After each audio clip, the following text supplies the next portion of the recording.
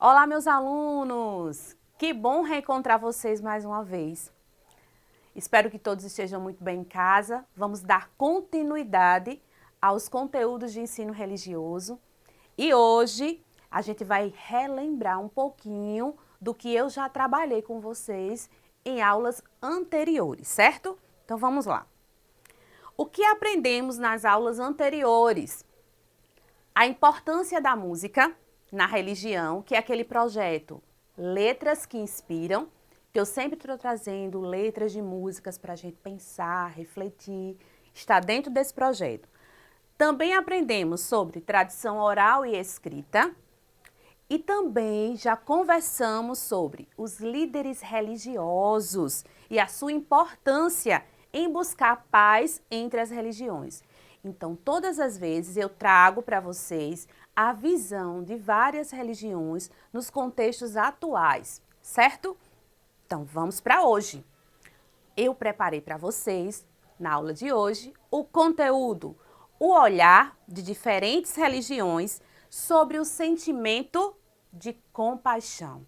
Como será, hein, que as religiões conseguem lidar, falam, vivenciam este sentimento, compaixão? Vamos ao slide? Quais os objetivos a serem alcançados nesta aula? Dá uma olhadinha aí. Eu pretendo que você conheça o significado de compaixão, perceber como cada religião enxerga e vivencia a compaixão, debater, problematizar e posicionar-se frente aos discursos e práticas de diferentes religiões, combatendo assim o quê? A discriminação e violência de cunho religioso, de modo a assegurar os direitos humanos na constante exercício de cidadania e de uma cultura sempre de paz. Esse é sempre o objetivo da professora Adriana, o objetivo do ensino religioso é trazer essa cultura de paz, essa diversidade, abrir a mente para o diverso. Vamos pensar, momento aí para que vocês fiquem em casa e reflitam e pensem comigo sobre essa questão que eu estou colocando aí para vocês. Olha no slide. Você costuma estender a mão quando vê alguém sofrendo ou precisando de ajuda? Ou prefere não tomar nenhuma atitude? Pensando. Vamos ao conteúdo da aula. Compaixão e as religiões. A palavra compaixão vem do termo latim compassio, que significa acompanhar. Significa que a pessoa que desenvolve tal sentimento não necessariamente sofre como aquela que é objeto de sua compaixão, mas fica marcado pelo sofrimento do outro. Vamos explicar isso aí. Olha só. Significa que eu, professora Adriana, tenho uma vizinha, uma amiga minha, que ela se depara, infelizmente, com a doença do câncer. Eu, no mesmo instante, vou ter compaixão da minha vizinha, vou querer ajudá-la, vou querer ver uma maneira que eu possa fazer para que possa diminuir aquele sofrimento dela. E essa minha compaixão pode vir em palavras ou até em palavras alguma, em apenas nos meus gestos, no abraço, na acolhida do olhar, em ajudá-la a ir a uma farmácia. Então, eu estou tendo compaixão. Não significa dizer que eu vou adoecer também do câncer porque ela está doente. É diferente. Eu me compadeço dela. Eu não vou adoecer do câncer. Isso é compaixão.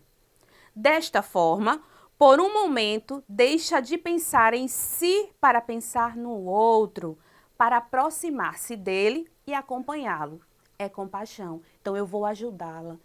Eu vou fazer com que o sofrimento dela seja menor. Então, eu vou tentar ajudar de alguma forma. A compaixão poderia ser descrita também como um sentimento de afeto ou de proximidade por outros seres humanos. É um conceito tão fundamental e transversal que se encontra em todas as culturas, viu? E todas as religiões. Embora com matizes importantes, talvez diferentes, né? As palavras utilizadas também para refletir, para referir-se a ela, também diferem a cada uma apresentada com uma conotação específica. Como assim, professora? O que é que a senhora quer dizer com tudo isso? Eu quero dizer que todas as religiões vão abordar a compaixão, talvez de formas diferentes, com maneiras de falar diferentes, mas sempre com o mesmo intuito, ajudar o outro, se colocar no lugar do outro. A compaixão nas grandes tradições religiosas. Agora sim a gente vai entrar no pensamento das religiões. Então vamos começar pelo cristianismo. O que é que o cristianismo fala, hein, professora, sobre a compaixão? A compaixão é mencionada como uma característica que descreve a bondade de Deus. Entretanto, no cristianismo, este conceito ele é descrito de maneira mais explícita, como amor. Então, olha lá, para o cristianismo, a relação de compaixão é tida como amor. Uma igual à outra, compaixão e amor. Fala-se que existem dois grandes mandamentos no cristianismo, que diz assim: amarás o Senhor teu Deus de todo o teu coração, de toda a tua alma, de todo o teu entendimento. Este, para o cristianismo, é o primeiro mandamento. E o segundo, semelhante a este, diz: amarás o teu próximo como a ti mesmo. Olha aí a compaixão dentro do cristianismo. Amarás o teu próximo como a ti mesmo. Entrando agora na religião do judaísmo, como é que o judaísmo vê esta compaixão? A compaixão para o judaísmo é considerada uma característica tão fundamental que é vista como uma religião da justiça. E sua divindade é considerada o Deus dessa justiça. Entretanto, ao mesmo tempo, no judaísmo não pode haver justiça verdadeira se esta não vier acompanhada de compaixão. Para que se tenha justiça, tem que ter compaixão. Essa palavra reúne, então, um único termo linguístico, mais de uma definição. Em uma única expressão, funde-se o amor e a bondade. Para o judaísmo, trata-se de comportamento ético diante do sofrimento do outro, uma bondade compartilhada por quem dá compaixão e por quem a recebe. A compaixão é um dos 13 atributos divinos e, segundo o Talmud, é um dos meios de que dispomos para espelhar Deus e nos identificarmos com Ele. Assim como Deus é compassivo, tu deverás ser compassivo também. Olha aí a justiça e a compaixão andando juntinho. Assim como Deus é compassivo, tu deverás ser compassivo também, diz o judaísmo. Vamos agora ver a visão do hinduísmo e do islamismo dentro dessa compaixão.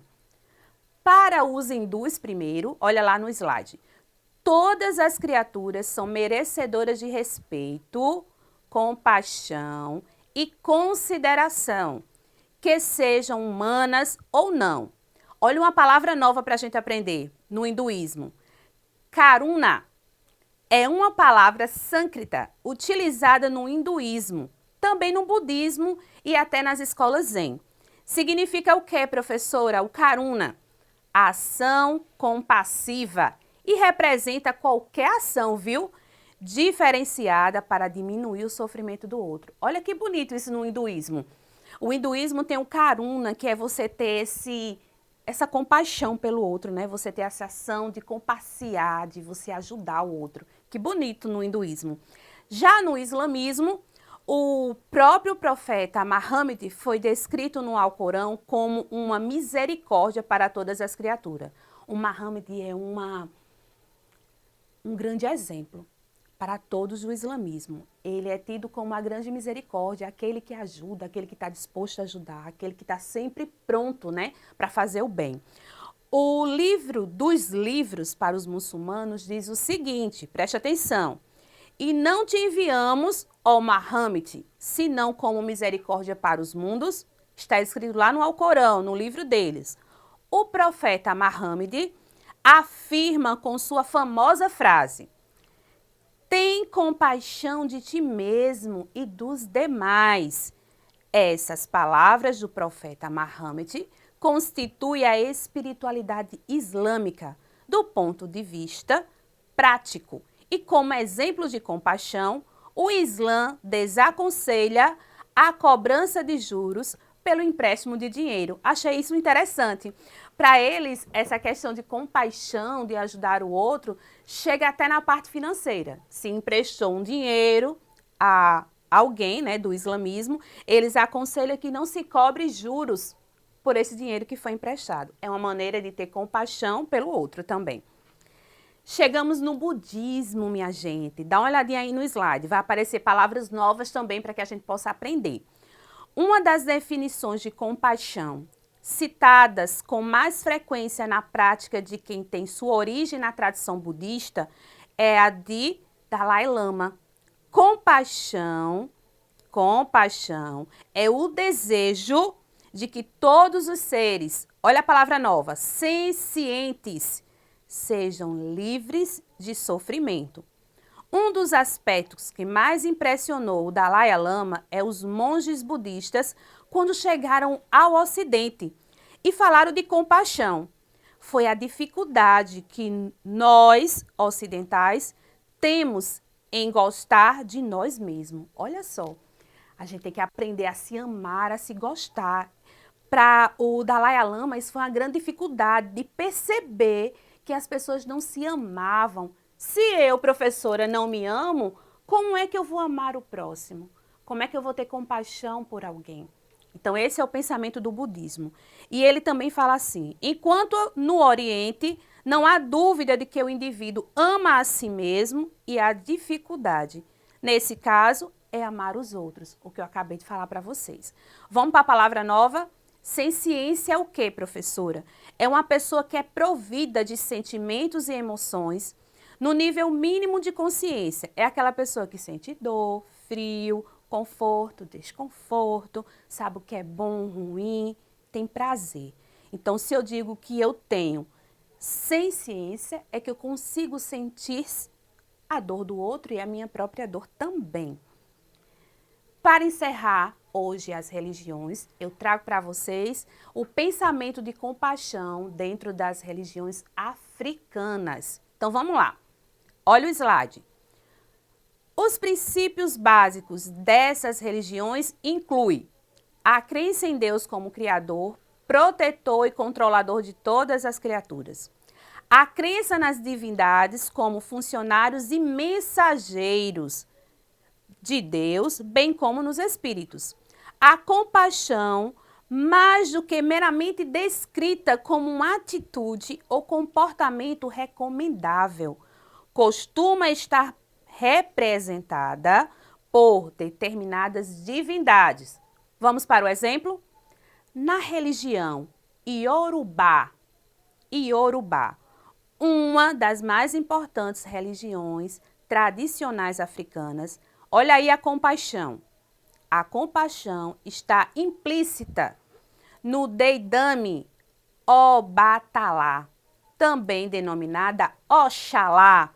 É o orixá, sabe de quê, minha gente? É o orixá maior, é o orixá da criação, é o criador da terra, é o escultor do ser humano, Oxalá, ou também Obatalá.